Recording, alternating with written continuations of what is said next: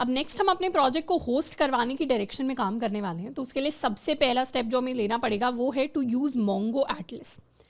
अभी के लिए जैसे हमने अपने प्रोजेक्ट के अंदर हमारी जो इमेजेस हैं उन्हें कहाँ पर स्टोर करवाया है, उन्हें एक क्लाउड सर्विस में स्टोर करवाया है जिसका नाम क्लाउडिनरी था। तो बेसिकली वो जो इमेजेस हैं उन्हें हम अपनी लोकल मशीन के ऊपर स्टोर नहीं करा रहे, उन्हें हम क्लाउड में किसी और डेटाबेस के ऊपर स्टोर करा रहे हैं। वैसे ही हमारे प्रोजेक्ट से रिलेटेड जितनी भी इंफॉर्मेशन है, क्योंकि किसी भी प्रोजेक्ट को डिप्लॉय करने का मतलब होता है उसे अब इंटरनेट के ऊपर पोस्ट कर देना। तो बेसिकली उस प्रोजेक्ट का जितना भी डेटा है, जो उसका डेटाबेस है, वो भी फिर इंटरनेट के ऊपर होना चाहिए, क्योंकि जो प्रोजेक्ट इंटरनेट के ऊपर होस्टेड है, इंटरनेट के ऊपर डिप्लॉयड है, वो हमारी लोकल मशीन के साथ बार बार तो कनेक्ट कर नहीं सकता। इसीलिए अब हम क्या करेंगे, अब हम अपने कंप्लीट डेटाबेस को बेसिकली इंटरनेट के ऊपर या इसे कह सकते हैं क्लाउड के ऊपर शिफ्ट करने वाले, यानी ऑनलाइन शिफ्ट करने वाले अपने एंटायर डेटाबेस को। एंड इसको करने के लिए हम एक काफ़ी यूजफुल सर्विस यूज़ करेंगे which is called Mongo Atlas. अब मोंगो एटलस के अलावा भी और कई सारे ऑप्शंस हैं हमारे पास ये चीज़ करने के लिए, क्योंकि बेसिकली हम एक क्लाउड डेटाबेस सर्विस यूज़ कर रहे हैं, यानी ऐसा डेटाबेस सर्विस जो हमें एक डेटाबेस दे दे कहाँ पर, क्लाउड के अंदर, यानी ऑनलाइन हम किसी डेटाबेस को यूज़ कर पाएँ। अब ये सर्विस देने वाले बहुत सारे डिफरेंट ऑप्शंस हमारे पास है मार्केट के अंदर। मोंगो एटलस हम इसलिए यूज़ कर रहे हैं क्योंकि सबसे पहला मोंगो डीबी की टर्म्स में ये काफ़ी ज़्यादा फ्रीक्वेंटली इंडस्ट्री के अंदर भी यूज़ होता है, परफॉर्मेंस वाइज काफ़ी अच्छा है, सिंपल टू यूज़ है। तो ये 2-3 रीज़न है जिसकी वजह से we are going to use Mongo Atlas. So Mongo Atlas is basically a database we can deploy a multi cloud database, यानी हम अपने डेटाबेस को क्लाउड के ऊपर डिप्लॉय कर सकते हैं। प्रोजेक्ट को तो हम डिप्लॉय करने ही वाले हैं इंटरनेट के ऊपर, पर उससे पहले एक बार प्रोजेक्ट का जो मेन पार्ट है हमारा डेटाबेस, उसको हम इंटरनेट के ऊपर शिफ्ट करने वाले हैं, ताकि जब हमारा प्रोजेक्ट ऊपर डिप्लॉय हो तो फिर वो डायरेक्टली उस ऑनलाइन डेटाबेस के साथ कनेक्ट कर पाए। अब मोंगो एटलस को यूज़ करने का एक और मेजर रीज़न हमारे पास ये भी था that it has a really good free tier, जिसमें अगर हमें कोई प्रोजेक्ट बनाना है, कोई छोटी सी चीज़ पर हम काम कर रहे हैं, तो उसके लिए मोंगो एटलस हमें फ्री में सर्विसेज दे सकता है। तो मोंगो एटलस पर साइन अप करने के लिए सबसे पहले we can go to this link mongodb.com/atlas/database and यहाँ पर हम जाके साइन अप कर सकते हैं। We are going to register with our email ID. तो साइन अप विद गूगल के अंदर मैं अपनी वही वाली जो सैम्पल आईडी है student@apnacollege.in, इस आईडी से we are going to start. Basically terms and conditions को हमें एक्सेप्ट करना है एंड फाइनली हम यहाँ पर आ जाएंगे। कुछ बेसिक क्वेश्चंस हैं जिनको हम आंसर कर सकते हैं। So what is your primary goal. वैसे तो इन क्वेश्चंस के हम क्या आंसर फिल करते हैं वो ज़्यादा मैटर नहीं करता, तो जल्दी से इन्हें फिल कर देते हैं। Since I am a student, हम एक स्टूडेंट की तरह फिल करने वाले हैं, so we can choose new to Mongo DB. Programming language हमारी जावास्क्रिप्ट नोड.js, या जल्दी से कुछ सिलेक्ट कर लेते हैं एंड फिनिश। एंड फाइनली हमारे पास ये वाली स्क्रीन आएगी। इस स्क्रीन में अगर हमें पेड ऑप्शन चूज़ करना है तो हम पेड चूज़ कर सकते हैं, वरना मैं आपको स्ट्रांगली एडवाइस करूंगी अभी के लिए पेड ऑप्शन चूज़ करने की ज़रूरत नहीं है। We are going to go with the free option, जिसमें हमें इतनी स्टोरेज मिल रही होगी एंड ये सारी की सारी स्टोरेज हमारी शेयर्ड स्टोरेज होगी। अब जब भी हम क्लाउड की सर्विसेज लेते हैं तो उसमें 2 तरीके की स्टोरेज हमारे पास हो सकती है। एक इंडिविजुअल या पर्सनल स्टोरेज उसको कह सकते हैं जो सिर्फ हमारी है, और एक होती है शेयर्ड स्टोरेज। अब इंडिविजुअल स्टोरेज कहने का मतलब है क्लाउड के ऊपर कि उस स्टोरेज को सिर्फ हम यूज़ कर पाएंगे। जैसे हम गूगल के ऊपर अकाउंट बनाते हैं तो गूगल ड्राइव के अब ऊपर हमें कुछ स्टोरेज मिलती है। वो स्टोरेज किसकी है? वो स्टोरेज सिर्फ हमारी है, क्योंकि हमारे पास हमारी ईमेल आईडी की एक्सेस है। ऐसा नहीं है कि आपका दोस्त और आप दोनों मिलकर सेम ड्राइव को यूज़ कर रहे हैं। बट जब भी हम शेयर्ड स्टोरेज की बात करते हैं, जो जनरली फ्री टियर्स के अंदर होता है, वहाँ पर उस सेम लेवल ऑफ स्टोरेज को आप भी यूज़ कर सकते हैं, उसे आपका दोस्त भी यूज़ कर सकता है, उसे कोई और यूज़र भी यूज़ कर सकता है। बट हाँ, उस स्टोरेज के अंदर आपने जो डेटा स्टोर कराया है उसे हर कोई यूज़ नहीं कर रहा होगा। तो डेटा आपका खुद का है, ऐसा नहीं है कि डेटा आपने शेयर्ड स्टोरेज में डाला तो दूसरे लोगों को उसकी एक्सेस मिल जाएगी। बट येस, वो जो सेम अमाउंट ऑफ रिसोर्सेज हैं, कॉम्प्यूटेशनल जो रिसोर्सेज हैं, उनको दूसरे लोग भी यूज़ कर पाएंगे। तो वो एक पूल होता है हमारे शेयर्ड रिसोर्सेज का। अब यहाँ पे प्रोवाइडर में हमारे पास 3 जो मेजर क्लाउड प्रोवाइडर्स होते हैं, उसमें AWS होता है, second largest is I believe Azure, and उसके अलावा हमारे पास गूगल क्लाउड होता है। इसमें हम बाय डिफॉल्ट AWS रख सकते हैं। रीजन के अंदर I am going to choose the Mumbai region. तो AWS के अंदर मुंबई रीजन हमारे इंडिया के सबसे पास है, इंडिया के अंदर ही है। तो इसका जो बाय डिफॉल्ट नेम है क्लस्टर का, उसको हम यही रख लेते हैं। क्लस्टर इज बेसिकली वो स्पेस या वो जगह जो आपको मिल रही है अपने डेटाबेस को स्टोर करने के लिए। तो इसको हम कर लेते हैं क्रिएट। एंड ये हमारे पास हमारा फ्री क्लस्टर जो है वो प्रिपेयर हो रहा है। उसके साथ में हमें कुछ चीज़ें करनी पड़ेंगी अपना ऑथेंटिकेशन सेट करने के लिए। तो बेसिकली हमें एक यूज़र नेम एंड अपने लिए एक पासवर्ड सेट करना पड़ेगा। यूज़र नेम को हम कुछ भी सेट कर सकते हैं, let's call it delta student, and password हमारे लिए ऑटो जनरेट हो जाएगा। अब वैसे तो इस अकाउंट का पासवर्ड आपको दिख रहा होगा, अब वैसे तो ये ऑटो जनरेटेड जो पासवर्ड है वो आपको दिखाई दे रहा होगा, बट ये अकाउंट बहुत ही सैम्पल अकाउंट है, ये बाद में डिलीट होने वाला है। बट आपको कभी भी अपने यूज़र नेम, पासवर्ड, इस तरीके की सेंसिटिव इन्फॉर्मेशन किसी के साथ शेयर नहीं करनी जहाँ पे आपका डेटाबेस होस्टेड है। तो इस पासवर्ड को अभी के लिए what we are going to do, we are going to copy it and अपने नोट्स में कहीं पर इसको हम सेव कर लेते हैं। साथ के साथ हमारा जो यूज़र नेम था डेल्टा स्टूडेंट, उसको भी हम लिख लेते हैं। तो इसको सेव कर लेते हैं एंड हम अपने लिए एक यूज़र क्रिएट करने वाले हैं। अब यूज़र क्रिएट करने का क्या मतलब है, यहाँ पे लिखा हुआ है create a database user using a user name and password, user will be given the read and write to any database privilege by default. अब जब भी हम कोई डेटाबेस क्रिएट करते हैं, अभी तक हमने जो भी डेटाबेसेस क्रिएट किए हैं अपने लोकल होस्ट के ऊपर क्रिएट किए हैं, और लोकल होस्ट वाले डेटाबेसेस के अंदर जो हमने अपनी लोकल होस्ट के ऊपर डेटाबेस क्रिएट किए हैं, अभी के लिए अगर हम विजुअल स्टूडियो कोड से उसके अंदर कोई भी चेंजेस करना चाहें, चाहे वो रीड चेंजेस हों, रीड चेंजेस यानी जिसमें हम सिर्फ डेटा को रीड कर रहे हैं, डेटा को एक्सेस कर रहे हैं, व्यू कर रहे हैं, या फिर वो राइट चेंजेस हों जिसमें डेटा को अपडेट किया जा रहा है, नया डेटा ऐड किया जा रहा है कलेक्शंस के अंदर, उस तरीके की चीज़ें। तो रीड एंड राइट अभी के लिए सारी की सारी एक्सेस हमारे पास है, बट जनरली हम अपने डेटाबेसेस के अंदर अलग अलग यूजर्स को क्रिएट कर सकते हैं। फॉर एग्जाम्पल कोई ऐसा यूज़र होगा जिसके पास सिर्फ रीड एक्सेस है, मतलब वो डेटाबेस में सिर्फ रीड कर सकते हैं, व्यू कर सकते हैं चीज़ें, पर कुछ ऐड नहीं कर सकते। जैसे फॉर एग्जाम्पल अगर हमारा कोई कॉलेज का डेटाबेस है, तो कॉलेज के डेटाबेस में स्टूडेंट्स की इन्फॉर्मेशन स्टोर्ड है, उनके मार्क्स भी स्टोर्ड है। अब स्टूडेंट्स को तो एक्सेस दी जाती है एज ए यूज़र उस डेटा को सिर्फ व्यू करने की कि वो अपने मार्क्स सिर्फ देख सकते हैं, पर टीचर के पास एक्सेस होगी उस डेटा को एडिट करने की कि वो मार्क्स को एडिट कर सकते हैं या किसी नए स्टूडेंट को ऐड कर सकते हैं। तो इस तरीके से अगर हमारे डेटाबेस के अंदर हम चाहते हैं अलग अलग यूजर्स हों जिनके पास अलग अलग परमिशन हो, अलग अलग लेवल ऑफ एक्सेस हो, तो वो चीज़ पॉसिबल है मोंगोडीबी के अंदर, वो चीज़ MySQL के अंदर भी पॉसिबल है। तो वैसी ही कुछ चीज़ हम यहाँ पे इंप्लीमेंट कर रहे हैं, एक नया यूज़र बना के जिसके पास रीड एंड राइट एक्सेस होगी सारी की सारी database privileges to all the databases. तो you can update these permissions, हम चाहें तो बाद में नए यूजर्स भी बना सकते हैं, अपडेट भी कर सकते हैं परमिशंस, बट अभी के लिए क्योंकि हम ही एडमिन है तो हम सारी परमिशन खुद को देंगे एंड इसको कर देते हैं क्रिएट यूज़र। क्रिएट यूज़र करेंगे तो हम कहाँ से कनेक्ट करने वाले हैं वो हमें बताना पड़ेगा। तो बेसिकली अभी के लिए हम अपने लोकल एनवायरनमेंट से कनेक्ट करेंगे, यानी हमें अब एटलस को बताना पड़ेगा कि हमारी मशीन की क्या इन्फॉर्मेशन है, कौन सी लोकल मशीन है, कौन सा कंप्यूटर है जो यहाँ पर इस अकाउंट के साथ कनेक्ट करेगा। तो उसके लिए हमें अपनी IP एक्सेस लिस्ट देनी पड़ेगी। तो वैसे तो बाय डिफ़ॉल्ट आपका ऑटोमेटिक IP एड्रेस यहाँ पे आने लग जाएगा एंड इसको सिंपली हम जाके फिनिश एंड क्लोज कर सकते हैं। बाद में जब हम अपने डेटाबेस को होस्ट कराएंगे तो होस्ट कराते टाइम फिर हमारी एप्लीकेशन कहाँ से रन कर रही होगी, यहाँ पे एप्लीकेशन कहने का मतलब है हमारा प्रोजेक्ट। अभी हमारा प्रोजेक्ट हमारी लोकल मशीन यानी कंप्यूटर से रन कर रहा है, इसीलिए IP एड्रेस हमने अपना कंप्यूटर का स्टोर कराया है। बट बाद में जाके हमारा जो प्रोजेक्ट है वो क्लाउड सर्विस से रन करेगा। अब इसके लिए पहले हेरोकू एक काफ़ी पॉपुलर ऑप्शन होता था फ्री में होस्टिंग कराने के लिए, पर हमारे पास डिफरेंट ऑप्शंस होते हैं, हम वैसे रेंडर यूज़ कर रहे होंगे। अब रेंडर के ऊपर जाके हमारा जो प्रोजेक्ट होगा वो क्लाउड के अंदर आने लग जाएगा डिप्लॉयमेंट के बाद। तो जब प्रोजेक्ट क्लाउड पे चला जाएगा तो उस प्रोजेक्ट के लिए हमारे पास अलग IP होगी जो हमारे क्लाउड की IP होगी। तो बाद में जाके वो जब होस्टेड डिप्लॉयड प्रोजेक्ट होगा तो उसकी IP हमें यहाँ पे जाके ऐड करनी पड़ेगी। अभी तो हमारा प्रोजेक्ट हमारे कंप्यूटर के अंदर ही है, इसीलिए IP सिर्फ हमारे कंप्यूटर की है। बाद में जब प्रोजेक्ट ऑनलाइन चला जाएगा तो ऑनलाइन IP को हमें यहाँ पे ऐड करना पड़ेगा।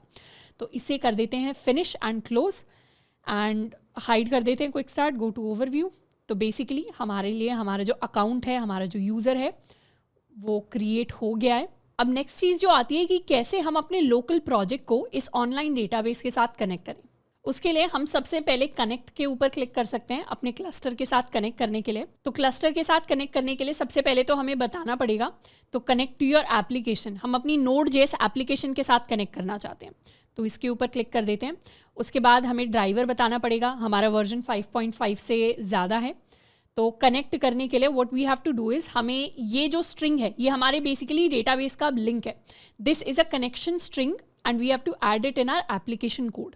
तो ये हमारे डेटाबेस का लिंक है, इसको हम चाहें तो कॉपी कर सकते हैं एंड इसको अभी के लिए यहाँ पे पेस्ट कर लेते हैं। अब इस लिंक को अगर आप ध्यान से देखेंगे इसमें MongoDB सर्वर पहले लिखा हुआ है, फिर डेल्टा स्टूडेंट जो हमने यूज़र ID बनाई थी वो लिखी हुई है, यहाँ पे इसमें एंगुलर ब्रैकेट्स के अंदर पासवर्ड लिखा हुआ है जिसके अंदर हमें अपना ये वाला पासवर्ड ऐड करना है कम्प्लीटली। इनफैक्ट इसकी मैं आपको कॉपी बना के दिखा देती हूँ। What we have to do is इस पासवर्ड को हम कॉपी करेंगे एंड इसके अंदर एंगुलर ब्रैकेट्स हटा के भी हमें अपना पासवर्ड एंटर करना है, दिस पासवर्ड। उसके बाद क्लस्टर समथिंग, और ये हमारी डेटाबेस का प्रॉपर लिंक हो गया। तो यहाँ आ जाते हैं वापस से, तो ये स्ट्रिंग है जिसको हमें ऐड करना है अब instead of our previous Mongo link, and इसको हम कर देते हैं क्लोज। अब एक्चुअल कनेक्शन फॉर्म करने के लिए हम कहाँ जाएंगे, हम अपने app.js के अंदर जाएंगे। Let's go to our app.js, और app.js में जहां अब हम MongoDB के साथ कनेक्ट कर रहे थे, कौन से लिंक के थ्रू कनेक्ट कर रहे थे, ये हमारा लोकल होस्ट का लिंक होता था जिसमें MongoDB / फिर हमारे डेटाबेस का नाम होता था, तो ये सारी चीज़ें थी। अब क्या करेंगे, इसकी जगह हम अपना ये वाला इस लिंक को यूज़ करने वाले हैं जिसको हमने सेव किया है अपने एटलस के अकाउंट से। अब इसे यूज़ करने के लिए हम इस लिंक को अपने .env के अंदर सेव करवा सकते हैं। Let's create a new variable, इसको हम कहेंगे atlas, let's call it atlas db url is equal to this value. इस वैल्यू के अंदर ये ज़रूर इंश्योर करना है कि पासवर्ड को हम रिप्लेस कर रहे हो अपने ओरिजिनल पासवर्ड से, एंड इसको कर देते हैं सेव। और बाद में हम देखेंगे कि ऐसे .env फाइल को हम कभी पुश नहीं करते। ये जो सारी इन्फॉर्मेशन हमने यहाँ पे स्टोर कराई है मेरे लिए सैम्पल इन्फॉर्मेशन है, बट आपको कभी भी अपनी ये जो की टोकन URL रिलेटेड इन्फॉर्मेशन है, पासवर्ड रिलेटेड इन्फॉर्मेशन, ये किसी को नहीं दिखानी है। इसको क्रॉस कर देते हैं app.js के अंदर। अब इसे तो कर देंगे हम कॉमेंट आउट, एंड अब हम एक नया वेरिएबल बना लेते हैं, we'll call it db url। This is going to be our database URL। इस बार डेटाबेस को जो URL है इसे हम लेकर आएंगे फ्रॉम process.env atlas db_url से। तो हमारी .env फाइल से हमारा ये atlas db URL आ जाएगा, एंड उसे हम यहाँ पर ले आएंगे, इस वेरिएबल के अंदर स्टोर करा लेंगे। और जब भी हम अपने डेटाबेस के साथ कनेक्ट कर रहे थे इस async फंक्शन के अंदर, यहाँ पर अब mongo URL की जगह हम अपना डेटाबेस URL पास करेंगे। तो बेसिकली mongoose कनेक्ट तो करेगा पर हमारे लोकल सिस्टम वाले डेटाबेस से कनेक्ट नहीं करेगा, इस बार हमारे डेटाबेस एटलस डेटाबेस से कनेक्ट करेगा। तो इसको एक बार सेव करते हैं, अपने प्रोजेक्ट को हम रन करते हैं app.js, and let's go to our project which is going to be hosted at localhost 8080/listings। And इस बार जब हम /listings पे जाएंगे, एक इंटरेस्टिंग चीज़ हमारे पास होगी कि लिस्टिंग्स में हमें कुछ दिखाई नहीं देगा। क्यों नहीं कुछ दिखाई दे रहा? इसलिए नहीं दिखाई दे रहा क्योंकि जो हमने इनिशियलाइज किया था डेटाबेस को, वो तो अपने लोकल होस्ट के ऊपर इनिशियलाइज किया था, पर इस बार डेटाबेस कहाँ पे कनेक्टेड है? इस बार डेटाबेस एटलस के ऊपर कनेक्टेड है। तो इसीलिए एटलस के ऊपर जो डेटाबेस कनेक्टेड है वो अभी कंप्लीटली खाली है, उसके अंदर कोई डेटा नहीं है। तो हम शुरुआत करेंगे एक नया डेटा क्रिएट करने से। तो हम साइन अप करने वाले हैं, साइन अप करेंगे एज अ न्यू यूज़र। तो एज अ डेमो यूज़र हम साइन अप करने वाले हैं। अब हमें ये याद रखना है, डेमो को हमने लोकल होस्ट के ऊपर बनाया हुआ था, पर एटलस के अंदर तो डेटाबेस कंप्लीटली खाली है, तो डेमो को हम रिक्रिएट कर सकते हैं फॉर एटलस। तो यहाँ पे demo@gmail.com कर देते हैं, and this is also going to be demo, and ये हमने कर लिया साइन अप। अब जैसे ही साइन अप कर लिया, वेलकम टू वॉन्डरलस्ट आ गया, लिस्टिंग्स है नहीं दिखाने के लिए, तो हम सिर्फ log in and sign up कर रहे हैं अभी। अब जैसे ही हमें वेरीफाई करना है कि हाँ यहाँ पे हमने साइन अप तो कर लिया एज ए यूज़र, पर हमारी इन्फॉर्मेशन क्या स्टोर हुई किसी डेटाबेस के अंदर, तो वो चीज़ वेरीफाई करने के लिए एटलस के पेज पर we can go to the database option, and database के अंदर ये हमारा क्लस्टर हमें दिखाई दे रहा है। इसके अंदर we can go to browse collections, जिसमें हमें अपने सारे कलेक्शंस दिखाई देंगे। इसके अंदर टेस्ट डेटाबेस हमारा यूज़ हो रहा है, एंड क्या कलेक्शंस है? एक लिस्टिंग्स कलेक्शन क्रिएट हुआ है, एक रिव्यूज़ कलेक्शन, एक यूजर्स कलेक्शन। ये वो तीनों कलेक्शंस हैं जो हमने अपने प्रोजेक्ट के अंदर अपने मॉडल्स के अंदर डिफाइन किए हुए हैं। तो ये बाय डिफ़ॉल्ट क्रिएट हो गए हैं, और लिस्टिंग्स तो अभी कंप्लीटली खाली है, रिव्यूज़ कंप्लीटली खाली है। यूज़र्स के अंदर अगर हम जाएंगे तो यूज़र्स के अंदर हमारे लिए एक रिजल्ट फॉर्म हुआ है, और ये क्या है? यूज़र में हमारा demo@gmail.com। तो जिस चीज़ को बेसिकली हमने यहाँ पे क्रिएट किया था ऑनलाइन, वो अब हमारे इस ऑनलाइन डेटाबेस के अंदर, क्लाउड डेटाबेस के अंदर जाके अपीयर हो रही है। हम चाहें तो अपने लिए एक लिस्टिंग भी क्रिएट कर सकते हैं। We go to Airbnb home, and इसको कह देते हैं new listing for Atlas DB। This is a test listing for Atlas। We can choose our file. तो एक सैम्पल इमेज हम ले लेते हैं, इसको रख देते हैं 2500। This is going to be India, and we can keep it as Jaipur Rajasthan, and इसको कर देते हैं ऐड। जैसे ही हमने ऐड किया, हमारे लिए न्यू लिस्टिंग क्रिएट हो गई। इस लिस्टिंग के ऊपर हम क्लिक करके जा सकते हैं, तो इससे रिलेटेड इन्फॉर्मेशन हमें दिखाई दे रही है। हम चाहें तो इसे एडिट कर सकते हैं, डिलीट कर सकते हैं, हम चाहें तो इसे रेटिंग दे सकते हैं, average place new review and इसको हम सबमिट कर सकते हैं। तो ये हमारे लिए हमारा नया रिव्यू क्रिएट हो जाएगा। If you look at the map, हमारा जो मार्कर है वो कम्प्लीटली जयपुर के ऊपर प्लेस्ड है। क्लिक करेंगे तो इस तरीके की new listing for at least dB यहाँ पे हमें दिखाई दे रहा है। ओके, स्पेलिंग मिस्टेक हमने ही की है, वो गलत नहीं दिखा रहा है, यहाँ पे हमने ही मिस्टेक किया है। We can even edit this Atlas DB. Edit के ऊपर क्लिक करेंगे तो वापस आ जाएंगे एंड इस बार if we click on the marker it is new listing for at least DB. तो इस तरीके से हमारी सारी चीज़ें फंक्शनल हैं, हमारी सारी चीज़ें वर्क कर रही हैं एंड एटलस डीबी के ऊपर जाके अब हम लिस्टिंग्स के अंदर वेरीफाई कर सकते हैं। तो हमारे लिए एक नई लिस्टिंग आके क्रिएट हो गई है। तो इस तरीके से हमारा जो एटलस डीबी है कंप्लीटली कनेक्टेड है एंड अभी के लिए ये जो हमारी .env फाइल है इसके अंदर में ये सारी इन्फॉर्मेशन स्टोर करा रहे हैं, पर जब हम अपने प्रोजेक्ट को होस्ट करवाएंगे तो ये जो URL है या बाकी सारी जो इन्फॉर्मेशन है ये हम यहाँ पर स्टोर नहीं कराएंगे। ये हम फाइनली जाके जहाँ से भी हम क्लाउड सर्विस ले रहे होंगे, जहाँ पे भी हम डिप्लॉयमेंट कर रहे होंगे, वहाँ पे प्लेटफॉर्म के ऊपर ही हम सारे अपने एनवायरमेंटल वेरिएबल्स को स्टोर कराने वाले हैं। तो आई होप कि अभी के लिए हमें इतना पार्ट क्लियर होगा कि कैसे हमने डेटाबेस को अभी एक ऑनलाइन डेटाबेस में शिफ्ट कर दिया है। वहाँ से हमारा जो डेटाबेस है वो कनेक्टेड है, सारी इन्फॉर्मेशन अब जाके हमारे ऑनलाइन डेटाबेस के अंदर सेव हो रही है। अब नेक्स्ट चीज़ जिसको हम यूज़ करने वाले हैं before moving to final deployment stage वो है हमारे लिए मोंगो सेशन स्टोर। अगर आपको याद हो कि जब हमने एक्सप्रेस सेशंस को यूज़ किया था, if I go to npm express sessions, इस पेज पर हम जा सकते हैं। तो एक्सप्रेस सेशंस के अंदर हमने जो स्टोरेज यूज़ की थी, if we go to the storage, तो बाय डिफ़ॉल्ट हमारे पास क्या होता है, बाय डिफ़ॉल्ट हमारे पास हमारी लोकल स्टोरेज होती है जिसके अंदर सेशन रिलेटेड इन्फॉर्मेशन स्टोर होती है। We can search for local storage. तो हमें यहाँ पे पहले ही वार्निंग दी हुई थी एक्सप्रेस सेशंस के अंदर, the default server side session storage memory store is purposely not design for production environment. यानी जो हमारा सेशन स्टोर की डिफ़ॉल्ट स्टोरेज होती है, जो हमारा मेमोरी स्टोर होता है, वो सिर्फ डेवलपमेंट एनवायरनमेंट के लिए होता है, प्रोडक्शन एनवायरनमेंट के लिए यानी जब हम इंटरनेट के ऊपर चले जाएंगे उसके लिए नहीं होता, क्योंकि इसके अंदर से मेमोरी लीक हो सकती है कुछ कुछ कंडीशंस में। ये स्केल नहीं हो सकता। अगर कल को आपको अपने प्रोजेक्ट को बड़ा करना है, उसमें और ज़्यादा अच्छे यूजर्स ऐड करने हैं, लिस्टिंग्स ऐड करनी है, नए फीचर्स ऐड करने हैं, तो उसके लिए वो स्टोरेज स्केल नहीं हो पाएगी and is only meant for debugging and developing. तो इसीलिए ये जो बाय डिफ़ॉल्ट सेशन स्टोरेज है इसको हमें चेंज करना पड़ेगा एंड उसके लिए in the npm documentation itself हमारे पास काफ़ी सारे ऑप्शन होते हैं। पेज के नीचे अगर हम स्क्रॉल डाउन करेंगे तो हमारे पास बहुत सारे कंपैटिबल सेशन स्टोर्स होते हैं।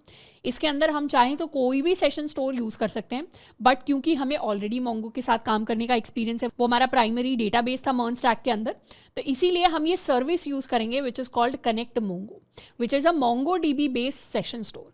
तो इसीलिए हम कनेक्ट मोंगो को यूज़ करने वाले हैं as a new session store, जिसके अंदर हमारे सेशन से रिलेटेड इन्फॉर्मेशन स्टोर होगी। यानी जितनी भी हमारी कुकीज़ हैं, जितनी भी हमारी यूज़र की कोई एक्सपायरी डेट हो गई, यूज़र रिलेटेड टोकन्स हो गए, सारी की सारी इन्फॉर्मेशन अब इस सेशन स्टोर के अंदर सेव होने वाली है। अब कनेक्ट मोंगो को यूज़ करने के लिए सबसे पहले तो इस पैकेज को हमें इंस्टॉल करना पड़ेगा। तो सर्वर को अपने स्टॉप कर लेते हैं and let us npm i connect Mongo, इसे कर लेते हैं क्लियर एंड फाइनली इसको यूज़ करने के लिए डॉक्यूमेंटेशन पर आ जाते हैं। सबसे पहले तो हमें इसे रिक्वायर करना पड़ेगा एंड हमेशा कनेक्ट मोंगो को यूज़ करने से पहले हमें एक्सप्रेस सेशन को ज़रूर रिक्वायर करना पड़ेगा। तो एक्सप्रेस सेशन को तो एज सच वैसे ही यूज़ कर रहे हैं, बस हम यहाँ से ये वाली लाइन कॉपी कर लेते हैं कनेक्ट मोंगो को रिक्वायर करने वाली। We'll go to our app.js और यहाँ जहाँ हमने एक्सप्रेस सेशन को रिक्वायर किया है, यहाँ पर इसी के नीचे हम अपने मोंगो स्टोर को यानी कनेक्ट मोंगो को रिक्वायर कर लेते हैं, which is going to create a Mongo store for us. इसको सेव कर लेते हैं।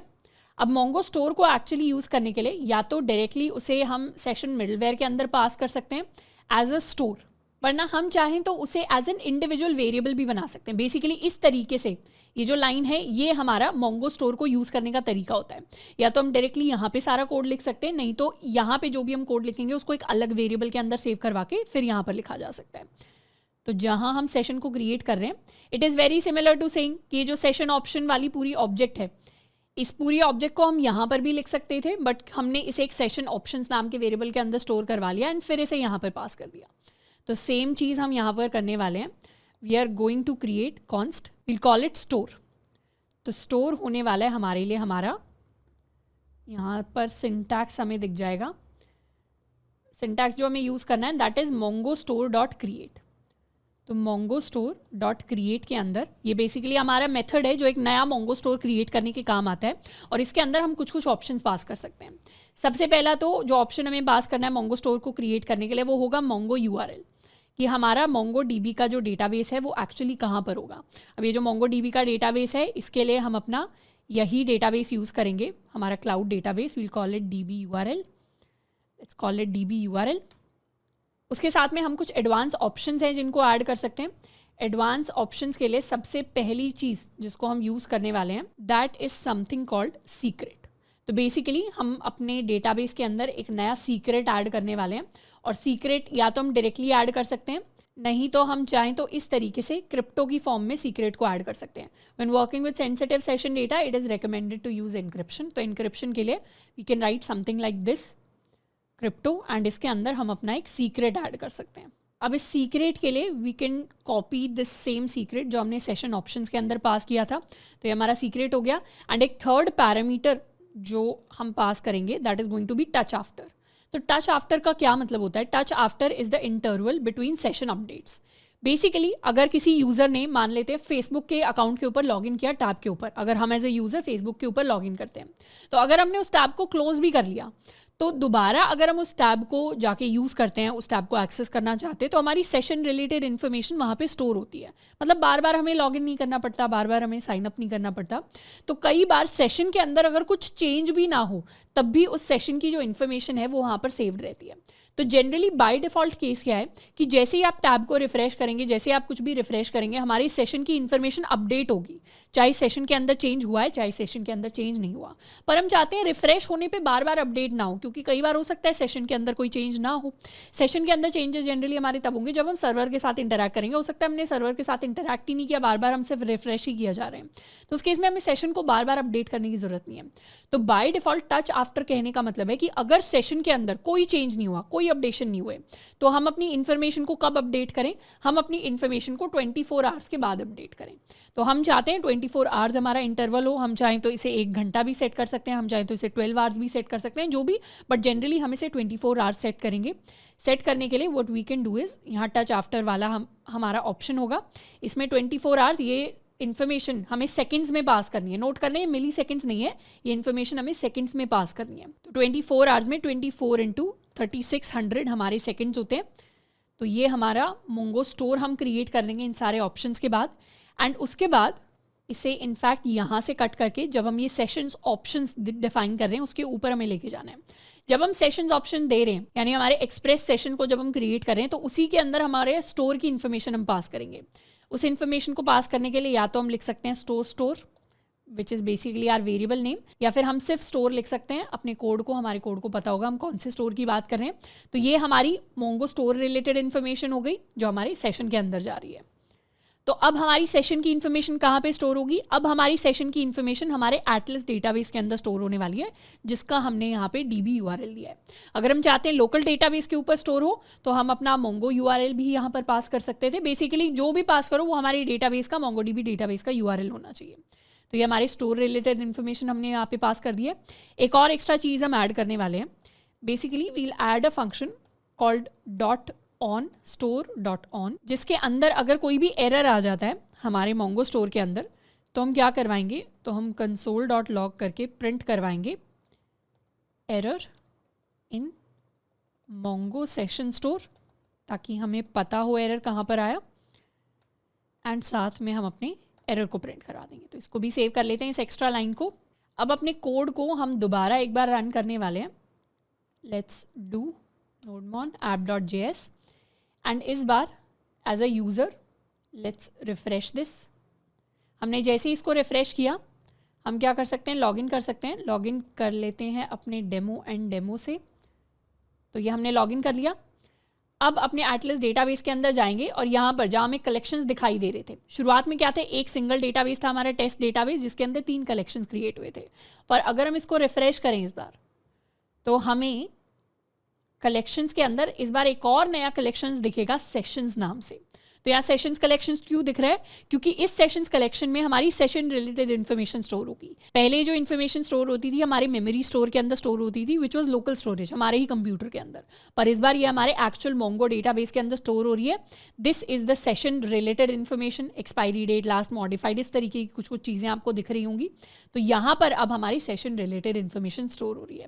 अगर हम किसी और दूसरे यूज़र की तरह साइन अप करें तो एक और इन्फॉर्मेशन आ जाएगी, इसको हम demo2 कह देते हैं, demo2@gmail.com and we'll also call it demo2।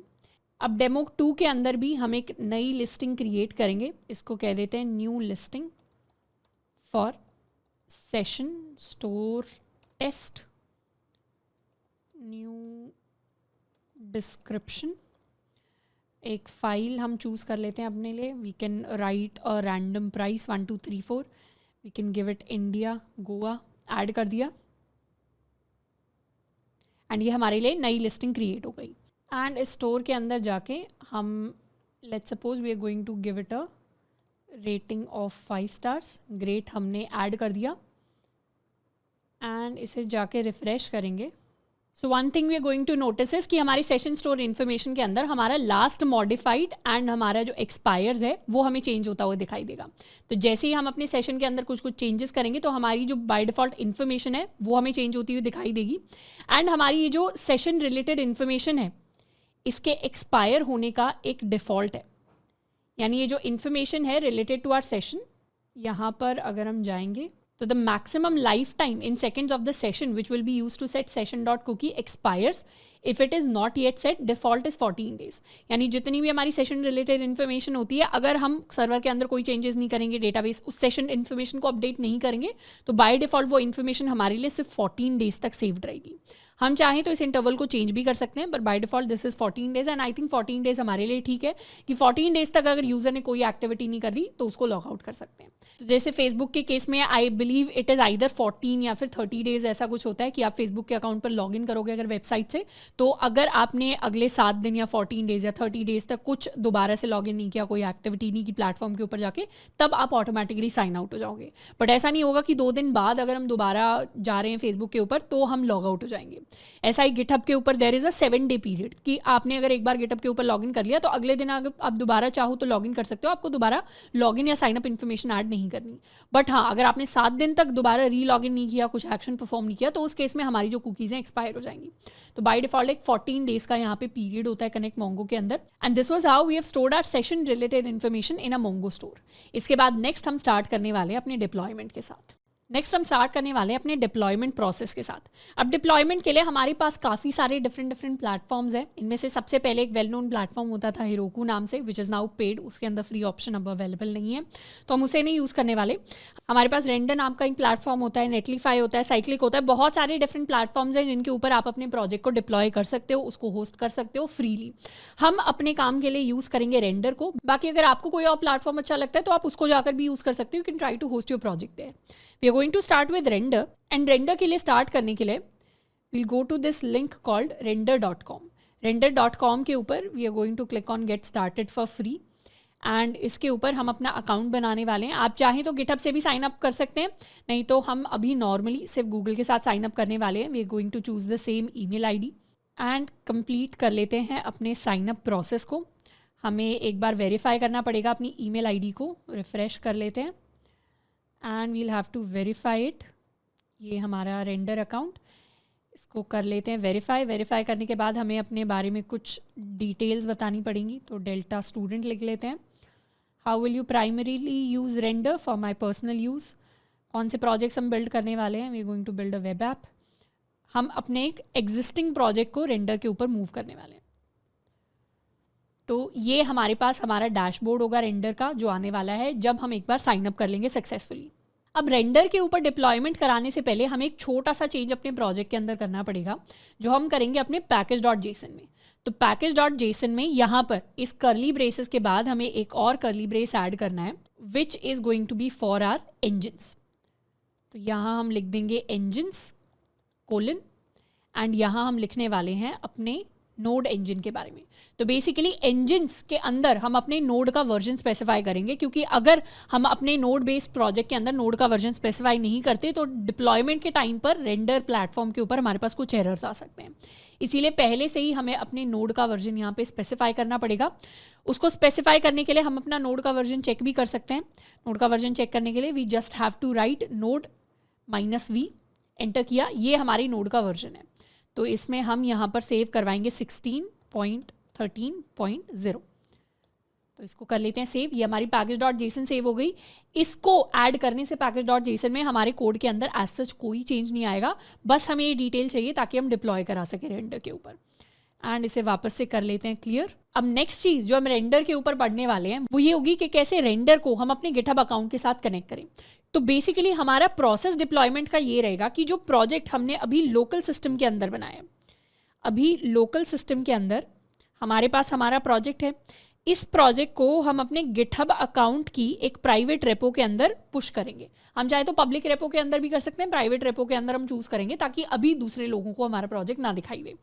तो हम अपनी प्राइवेट रेपो के अंदर अपने गिटहब पर प्रोजेक्ट को पुश करेंगे एंड फिर गिटहब से जो रेंडर है वो इस प्रोजेक्ट की इंफॉर्मेशन लेगा एंड वो इस प्रोजेक्ट को फाइनली डिप्लॉय करा देगा। इसमें फ़ायदा ये कि जब भी हम अपने लोकल सिस्टम के अंदर लेट्स सपोज हमने कोई नया फीचर ऐड किया, 2 दिन बाद हमने कोई नया फीचर ऐड किया, तो उस फीचर को ऐड करके हम डायरेक्टली गिटहब पर पुश कर सकते हैं और फिर रेंडर क्या करेगा, रेंडर को बोल सकते हैं कि गिटहब से जो नई कॉपी है, नए चेंजेस हैं हमारे प्रोजेक्ट के, उनको एक बार लेकर आ जाओ और हमारे प्रोजेक्ट में जो डिप्लॉयमेंट चल रहा है वो अब नए चेंजेस के साथ उसे डिप्लॉय कर दो। तो ये जो प्रोसेस है ये काफ़ी ज़्यादा बेटर हो जाएगा। हम वैसे ही गिटहब के ऊपर अपना कोड पुश करते हैं और रेंडर क्या करेगा, डायरेक्टली गिटहब से ही हमारे कोड को एक्सेस करेगा। तो ये पूरा जो प्रोसेस है, ये पूरा जो फ्लो है, इसको हमें सेटअप करना पड़ेगा by connecting our Render with our GitHub account. अब नेक्स्ट चीज़ जो हम करने वाले हैं वो है to connect Render with our GitHub account. अब ये करने के लिए हमारा ये जो मेजर प्रोजेक्ट वाला पूरा फोल्डर है, इसको हमें गिट प्रोजेक्ट के अंदर कन्वर्ट करना पड़ेगा। तो जो हमारे गिट एंड गिटहब से रिलेटेड हमारे कुछ बेसिक कॉन्सेप्ट्स है जिनको हमने पढ़ा था पहले ट्यूटोरियल के अंदर, उनको हमें थोड़ा सा रिवाइज करना पड़ेगा, बट आई होप कि हम सबको वो याद हो क्योंकि काफ़ी बेसिक चीज़ें थी जिनको हमने कवर किया था। अब सबसे पहले तो कुछ चेंजेस हम कर लेते हैं, यानी गिट रेपो बनाने से पहले कुछ बेसिक चेंजेस होंगे जिनको हम करेंगे। सबसे पहले तो जो क्लासरूम फोल्डर था जिसको हमने कुछ लेक्चर्स के अंदर यूज़ किया था, इसको हम डिलीट कर देते हैं क्योंकि इसे हमें डिप्लॉय कराने की ज़रूरत नहीं है।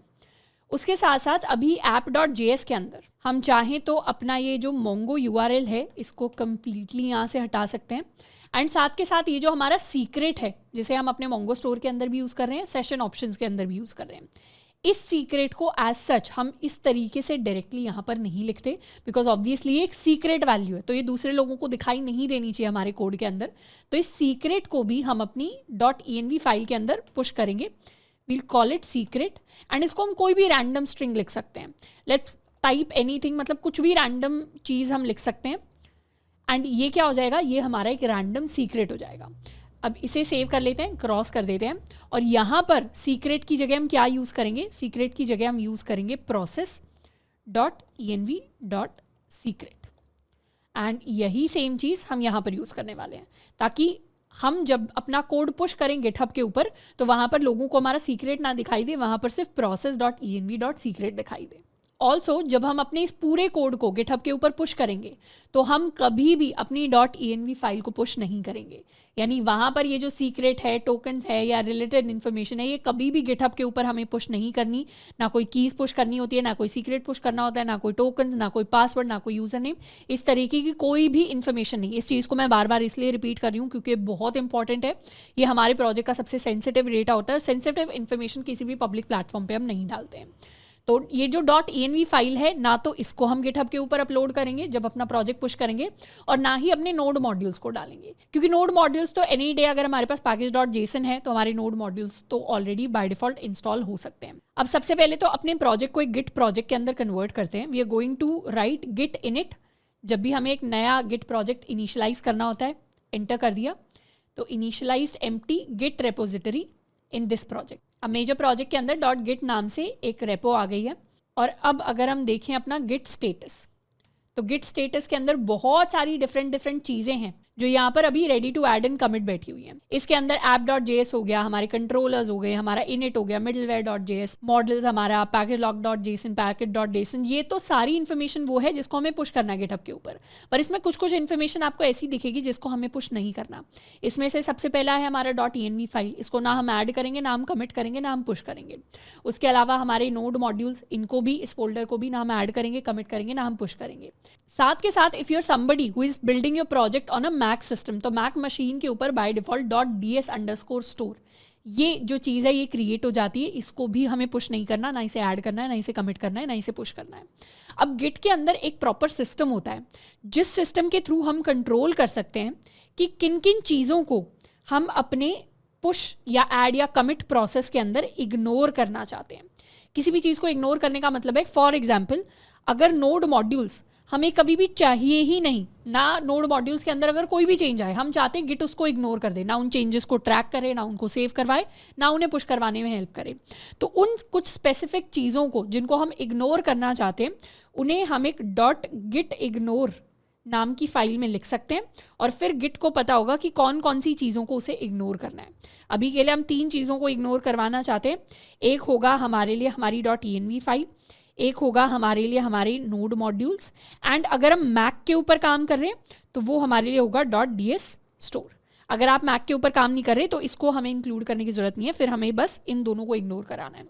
तो इग्नोर कराने के लिए let's create our .git, spelling सही लिखने हैं, gitignore वाली फाइल को हम क्रिएट करने वाले हैं। ये हमारी .gitignore वाली फाइल हमारे पास आ गई। इसमें उन फाइल्स एंड फोल्डर्स के हम नाम लिखते हैं जिनको हम इग्नोर कराना चाहते हैं। तो सबसे पहले तो हम अपनी .env को इग्नोर कराना चाहते हैं, फिर नेक्स्ट लाइन के ऊपर नोड मॉड्यूल्स को हम इग्नोर कराना चाहते हैं और नोड मॉड्यूल / हम लिखेंगे ताकि पूरा का पूरा जो हमारा फोल्डर है, ये जो हमारा पूरा का पूरा फोल्डर है ये इग्नोर हो जाए। इसके साथ में हम अपने ds_store को भी इग्नोर करवाना चाहते हैं। और ये ds_store सिर्फ यहाँ पर नहीं है, कोई भी फोल्डर में अगर आप जाओगे तो वहाँ पर हमें .ds_store दिखाई देता है। तो उसके लिए we are going to use a special syntax. हम लिखेंगे **/ फिर हम लिखेंगे ds_store। तो इस सिंटैक्स का मतलब है कि ds_store पूरे फोल्डर के अंदर कहीं भी किसी सब फोल्डर के अंदर, सब डायरेक्टरी के अंदर दिखे तो भी उसे इग्नोर करना है। तो ये 3 चीज़ें हैं जिनको हम git ignore से इग्नोर करेंगे। इसको कर लेते हैं सेव एंड इन दोनों को कर देते हैं क्रॉस। अब जैसे ही हमने सेव किया, एक चीज़ आपने नोटिस की होगी, ये नोड मॉड्यूल्स ग्रे कलर में आ गया और ये .env भी ग्रे कलर में आ गया। बेसिकली ये दोनों चीज़ें हैं जिनको अब गिट इग्नोर कर रहा है, ट्रैक नहीं कर रहा। एंड ये हम वेरीफाई भी कर सकते हैं दोबारा गिट स्टेटस करके। इस बार जब हम गिट स्टेटस करेंगे तो इसमें ये .gitignore नई ऐड हो गई, बट ये जो बाकी सारी चीज़ें हैं ये हमारे सारे एसेंशियल्स हैं। इसके अंदर ना अब हमें नोड मॉड्यूल्स दिख रहा है, ना हमें एनवायरनमेंट फाइल दिख रही है, ना हमें ds_store दिख रहा है। इन चेंजेस को अब हम जाके ऐड एंड कमिट कर सकते हैं। अब ऐड एंड कमिट करने के लिए हम लिख लेते हैं git add all, git status check करेंगे तो हमारे सारे जो चेंजेस हैं वो ऐड हो गए, बहुत सारी different files. And we can finally commit by saying git commit -m। इसको कह सकते हैं ऐड इनिशियल फाइल्स, या we can simply call it add project files. इसको कर देंगे एंटर। तो ये हमारा सारा का सारा जो फाइल्स हैं जो ऐड हुई थी वो कमिट हो गई।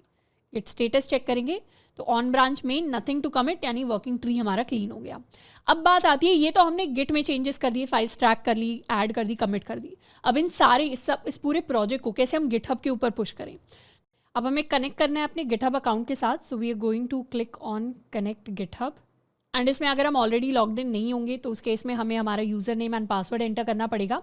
एंड रेपोजिटरी एक्सेस में हमारे पास 2 ऑप्शंस होंगे। एक तो है ऑल रेपोजिटरीज़ की हम सारी की सारी रेपोजिटरीज़ की एक्सेस दे रहे हैं, एक है ओनली सिलेक्ट रेपोज। तो हम चाहें तो ओनली सिलेक्ट रेपोज को भी चूज़ कर सकते हैं। Let's go with only select repositories and इसके अंदर we are going to go with delta project जिसको हमने अभी क्रिएट किया है इसी की, क्योंकि हम एक्सेस देना चाहते हैं। नहीं तो अगर आपके पास जनरली काफ़ी सारे प्रोजेक्ट्स हैं जिनको आप रेंडर के ऊपर होस्ट कराने वाले हो तो ऑल रेपोजिटरीज़ को भी हम चूज़ कर सकते हैं। इसे कर लेंगे सेव एंड हम आ जाएंगे यहाँ पर। अब अपनी रेपो को रेंडर के साथ कनेक्ट करने के लिए to connect your GitHub repository और use an existing public repo URL हम क्लिक करने वाले हैं इस प्रोजेक्ट के लिए जो हमने नया क्रिएट किया delta project. We are going to click on connect and फिर हमें कुछ इन्फॉर्मेशन को ऐड करना पड़ेगा। तो you are deploying a web service for अपना कॉलेज /delta प्रोजेक्ट। हम इसके लिए अपनी एक नई वेब सर्विस है जिसको डिप्लॉय करने वाले हैं, इसका हमें नाम दे सकते हैं हम, we can call it delta project. And region के अंदर अभी के लिए हम इसे बाय डिफ़ॉल्ट यही छोड़ देते हैं, हमारी जो ब्रांच होगी उसको मेन ब्रांच रखने वाले हैं, इसे हम स्किप कर देते हैं। रन टाइम के अंदर हमें नोड ऐड करना है क्योंकि हमारी नोड बेस्ड एप्लीकेशन है। बिल्ड कमांड के अंदर, बिल्ड कमांड कहने का मतलब होता है this command runs in the root directory of your repo when a new version of your code is pushed और when you deploy manually. It is typically a script that install libraries, runs migrations और compiles resources needed by your app. तो basically जो भी node modules हम package.json के अंदर define करते हैं कि हमें ये चीज़ें इंस्टॉल करनी है, उन चीज़ों को एक्चुअली इंस्टॉल कराने के लिए क्या कमांड यूज़ होगी, वो हमारी बिल्ड कमांड होती है। तो वो सारी डिपेंडेंसीज इंस्टॉल कराने के लिए हमारी npm इंस्टॉल कमांड यूज़ होती है, तो ये हमारी बिल्ड कमांड हो जाएगी। एंड फिर होती है एक स्टार्ट कमांड, यानी हम अपने प्रोजेक्ट को शुरू कैसे करते हैं। अगर हमारे लोकल सिस्टम पे प्रोजेक्ट है तो हम क्या कमांड लिखते हैं, हम लिखते हैं node app.js। ऑब्वियसली हम अपना node mon भी यूज़ कर सकते हैं, बट जनरली जब हम डिप्लॉय कराते हैं तो हम node app.js लिखते हैं, क्योंकि जब हम अपने डेवलपमेंट एनवायरनमेंट में होते हैं तब तो बार बार हम चेंजेस कर रहे हैं, तो हम चाहते हैं बार बार हमारा सर्वर जो है रिफ्रेश हो जाए ऑटोमेटिकली। पर एक बार हमने डिप्लॉय कर दिया तो उसमें बार बार तो हम चेंजेस नहीं करा सकते, तो इसीलिए यहाँ पर जो कमांड हम यूज़ करेंगे दैट इज़ node app.js। तो ये हमारी स्टार्ट कमांड हो जाएगी। यहाँ पे ऑप्शंस के अंदर हम फ्री टियर को चूज़ करने वाले हैं एंड एडवांस्ड ऑप्शन के अंदर जाके हम ऑटो डिप्लॉय के अंदर वी कैन चूज़ नो। हम नहीं चाहते ऑटो डिप्लॉय हो, हम मैन्युअली अपने चेंजेस के साथ डिप्लॉय करना चाहते हैं। साथ के साथ हम चाहें तो यहाँ पे भी अपने एनवायरनमेंट वेरिएबल्स को ऐड कर सकते हैं, बट अभी के लिए हम यहाँ पे एनवायरनमेंट वेरिएबल्स को ऐड नहीं करेंगे, लंबा प्रोसेस हो जाएगा। तो अभी के लिए सिर्फ इतने चेंजेस हमें करने हैं and we are going to create a new web service. ये नई हमारी वेब सर्विस क्रिएट होकर आ गई एंड ये हमारा डिप्लॉयमेंट स्टार्ट हो गया। बेसिकली हमारा जो प्रोजेक्ट है वो डिप्लॉय होना स्टार्ट हो गया है। तो यहाँ हम नोटिस करेंगे running build command npm install, यानी अभी जितने भी हमारे नोड मॉड्यूल्स हैं वो इंस्टॉल हो रहे हैं। यहाँ पे आपको दिख रहा होगा डिफरेंट जो मॉड्यूल्स हैं, added 266 packages, audited 267 packages in 6 seconds। तो बिल्ड सक्सेसफुल हो गया, यानी सारी चीज़ें इंस्टॉल हो गई अच्छे से। अब डिप्लॉयमेंट स्टार्ट होगा, बट मैं पहले ही बता देती हूँ ये जो हमारा डिप्लॉयमेंट है फेल होने वाला है। और अभी आपको यहाँ पे एक बार 2-3 सेकंड के लिए पॉज होके खुद सोचना है कि हमने सारी चीज़ें लिखी हुई हैं अपने कोड के अंदर, सारा कोड हमने गिटहब पे पुश किया और रेंडर ने उस पुश्ड कोड के साथ कनेक्ट कर लिया, फिर भी हमारा जो डिप्लॉयमेंट है इस स्टेज में फेल क्यों होगा। तो node app.js जो है वो रन हो रही है एंड ये क्या हुआ, exerted with status 1 while running and deployment was failed. अब जो डिप्लॉयमेंट फेल हुआ है उसके पीछे एक सबसे बड़ा कारण ये है कि हमारे कोड के अंदर app.js में हम बहुत जगह अपने एनवायरनमेंट वेरिएबल्स को यूज़ कर रहे हैं, पर हमने वो एनवायरनमेंट वेरिएबल्स अपने गिटहब के ऊपर तो पुश किए ही नहीं। तो बेसिकली उन एनवायरनमेंट वेरिएबल्स की एक्सेस अभी हमारे कोड के पास या रेंडर के पास या किसी के पास भी नहीं है। तो उन एनवायरनमेंट वेरिएबल्स को हमें जाके शुरुआत से क्रिएट करना पड़ेगा रेंडर के ऊपर, ताकि हमारा डिप्लॉयमेंट सक्सेसफुल हो जाए। अब डिप्लॉयमेंट को सक्सेसफुल करने के लिए हमें 2 चेंजेस करने पड़ेंगे। सबसे पहले तो अपने एनवायरनमेंट वेरिएबल्स को ऐड करेंगे, उसके बाद एटलस को हम थोड़ा सा और कन्फिगर करने वाले हैं। एटलस को कन्फिगर करने का क्या मतलब है, शुरुआत में हमने बात की थी कि एटलस के ऊपर जो डेटाबेस है उसके साथ कौन कनेक्ट कर सकता है, उसके साथ हमारा लोकल सिस्टम कनेक्ट कर सकता है, क्योंकि हमारे लोकल सिस्टम की IP वहाँ पर स्टोर्ड है। बट अब हमारा प्रोजेक्ट कहाँ पे है, लोकल सिस्टम पे नहीं है, अब हमारा प्रोजेक्ट क्लाउड के ऊपर है, यानी रेंडर के ऊपर है। तो रेंडर के पास अपनी कुछ अलग IP एड्रेसेस होंगे जिनको हमें एटलस के ऊपर जाके स्टोर कराना पड़ेगा, ताकि एटलस को पता चले कि जो सर्विस है, जो वेब एप्लीकेशन है, जो एटलस के डेटाबेस को एक्सेस करने की कोशिश कर रही है वो वाइट लिस्टेड है। किसी भी IP को वाइट लिस्ट करने का मतलब होता है उसे एक्सेस दे देना, उसे ऑथेंटिकेट कर देना, ये कह देना हाँ ये बिल्कुल सही IP एड्रेस है। तो वो चीज़ हमें करनी पड़ेगी, पर उससे पहले अपने एनवायरनमेंट वेरिएबल्स को हम ऐड करने वाले हैं। एनवायरनमेंट वेरिएबल्स को ऐड करने के लिए हम यहाँ जाएंगे एनवायरनमेंट के अंदर and we are going to add environment variables. अपनी .env फाइल को हम खोल लेते हैं। सबसे पहले अपने वेरिएबल का नाम हम रखेंगे क्लाउड नेम। यहाँ क्लाउड नेम, ये जो वैल्यू है इसको हम वैल्यू के अंदर पेस्ट करने वाले हैं एंड इसे क्रॉस कर लेंगे। फिर सेकंड जो एनवायरनमेंट वेरिएबल है जिसको हम ऐड करेंगे that is the cloud API secret and इसकी वैल्यू को कॉपी कर लेते हैं एंड पेस्ट कर देंगे। तीसरा cloud variable is going to be cloud API secret, इसकी वैल्यू को भी कॉपी करके यहाँ पे पेस्ट कर लेते हैं। चौथा हमारा एनवायरनमेंट वेरिएबल होगा हमारे मैप बॉक्स के लिए map token. We are going to copy the entire value and इसको यहाँ पे पेस्ट कर लेते हैं। नया एनवायरनमेंट वेरिएबल होगा हमारे लिए हमारा एटलस डेटाबेस का URL। एक चीज़ नोटिस करनी है, हम यहाँ सिर्फ अपने जो एनवायरनमेंट वेरिएबल्स हैं उनको ऐड कर रहे हैं, हमें कोड के अंदर कोई चेंजेस करने की ज़रूरत नहीं है, क्योंकि कोड तो ये अजम्पशन के साथ चल रहा है कि एनवायरनमेंट वेरिएबल्स तो मेरे पास होंगे ही होंगे, जो हम यहाँ पे अभी ऐड कर देंगे। हमारा जो रैंडम सीक्रेट है उसको हम ऐड कर सकते हैं, सारे वेरिएबल्स को हमने ऐड कर लिया। एंड एक चीज़ ध्यान रखनी है, डबल चेक कर लेना है, कोई भी वेरिएबल हमारा मिस नहीं होना चाहिए, नहीं तो हमारा डिप्लॉयमेंट फेल हो जाएगा। इसको कर देते हैं सेव चेंजेस। अब जैसे ही हमारे चेंजेस सेव हो गए, हमारा फर्स्ट काम हो गया which was to add environment variables. अब हमें एटलस को जाके कन्फिगर करना है। तो एटलस को कन्फिगर करने के लिए लेट्स गो टू लॉग्स। जब हमें अपने प्रोजेक्ट के किसी भी डिप्लॉयमेंट को देखना हो तो हम सिंपली कहाँ जा सकते हैं, हम लॉग्स के अंदर जा सकते हैं। तो लॉग्स में हमें सारी इन्फॉर्मेशन दिखाई देती है। न्यूअर लॉग्स में be unavailable because a recent deploy failed. अब यहाँ पर जब हम कनेक्ट के ऊपर जाके क्लिक करेंगे तो कनेक्ट में हमें स्टैटिक आउटबाउंड आईपी एड्रेसेस की इन्फॉर्मेशन मिलती है।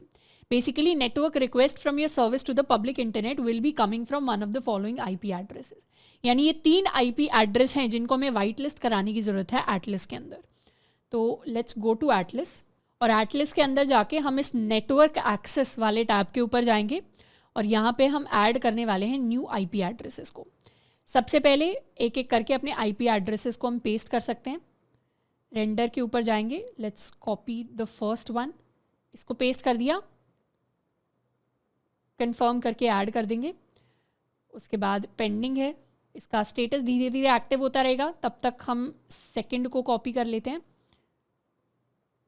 यहाँ जाएंगे, ऐड करेंगे आईपी एड्रेस, इसको भी पेस्ट कर दिया, ऐड कर दिया। उसके बाद थर्ड आईपी एड्रेस को ले लेते हैं, इसको भी कॉपी कर लेते हैं हम,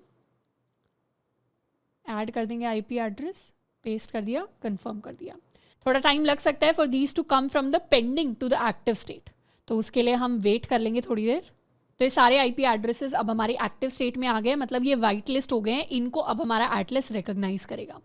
तो दोबारा से रेंडर के अंदर आ जाते हैं और यहाँ पे मैनुअल डिप्लॉय में हम बेसिकली अपना जो बिल्ड कैश है उसको क्लियर कर लेंगे एंड रीडिप्लॉय करने वाले हैं।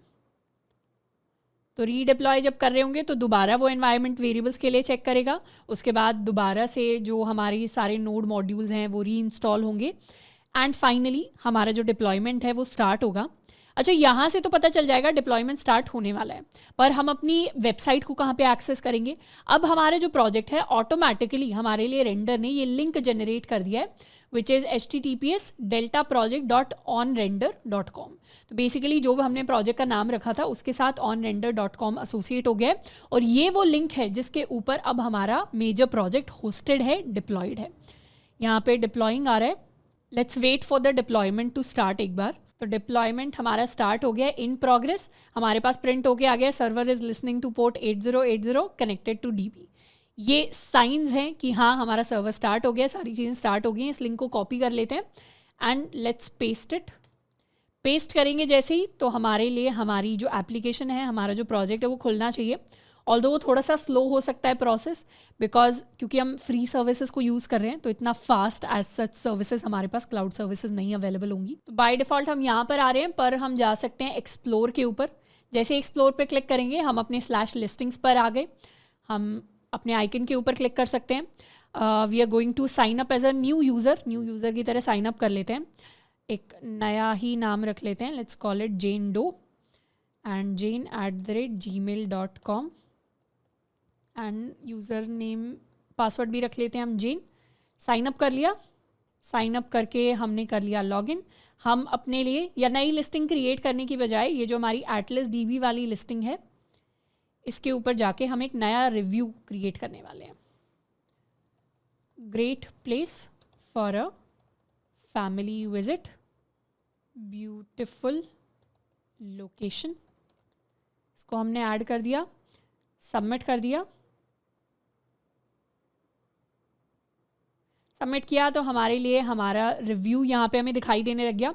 ऑल्सो एक और चेंज हमारे लिए, एक छोटा सा चेंज हमें ये करना होगा कि ये जो डिलीट है, ऑल्दो हमने इसको लेक्चर में किया था पर उसके बाद फीचर्स दिखाने के लिए हमने इसे अंडू कर दिया था। तो बेसिकली किसी और ने अगर रिव्यू क्रिएट किया है तो हमें उसका डिलीट बटन दिखाई नहीं देना चाहिए।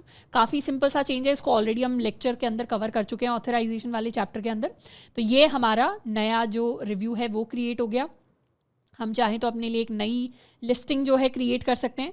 तो एयरबीएनबी और होम में जाएंगे, इसको कह देते हैं new listing for render demo, new description, कुछ डिटेल्स डाल सकते हैं, एक इमेज हम ऐड कर सकते हैं, we can keep the price, हम इसको लिख सकते हैं India, we can write Gujarat ले लेते हैं, ऐड कर दिया एंड ये फाइनली हमारे लिए हमारी थर्ड लिस्टिंग आके क्रिएट हो गई। हम चाहें तो अपने टॉगल बटन्स को भी चेक कर सकते हैं, ये चीज़ भी काम कर रही है। इसके ऊपर क्लिक करेंगे, क्लिक किया तो हमारा यहाँ पे नाम आ रहा है यूज़र नेम, हम चाहे तो एडिट कर सकते हैं, we can also leave a review if we want. Map के अंदर हमें लोकेशन वही दिखाई दे रही है, गुजरात की लोकेशन हमें दिखाई दे रही है। तो सारी चीज़ें हमारे लिए फंक्शनल काम कर रही हैं, पर सबसे इंपॉर्टेंट चीज़ क्या है? सबसे इंपॉर्टेंट चीज़ है कि अब ये सारी चीज़ें हमारे प्रोजेक्ट के ऊपर नहीं है, मतलब हमारे लोकल सिस्टम नहीं है जो इसको चला रहा है। इनफैक्ट यहाँ जाके देखोगे तो हमारा सर्वर भी अभी हमने स्टार्ट नहीं किया लोकल मशीन के ऊपर। अब चाहें तो आप इस लिंक को किसी को भी जाकर सेंड कर सकते हैं and anyone will be able to open your project. तो ये हमने फाइनली अपने मेजर प्रोजेक्ट को डिप्लॉय कर दिया है। अब ये जो प्रोजेक्ट है एज सच कोई बहुत ही ज़्यादा परफेक्ट स्टेज के अंदर नहीं है, ऑब्वियसली हमने काफ़ी ज़्यादा मेहनत करी है, बहुत सारे फीचर्स इसके अंदर बिल्ड किए हैं, बट इसको टाइम के साथ और ज़्यादा इंप्रूव किया जा सकता है। एंड आपके लिए सबसे पहला जो टास्क मैं दूंगी इसको इंप्रूव करने के लिए वो होगा टू इंप्रूव द रिस्पॉन्सिवनेस, यानी इसके अंदर हम मीडिया क्वेरीज को ऐड कर सकते हैं और इसका जो फोन व्यू होगा वो उसको हम दिखने में और ज़्यादा बेटर बना सकते हैं।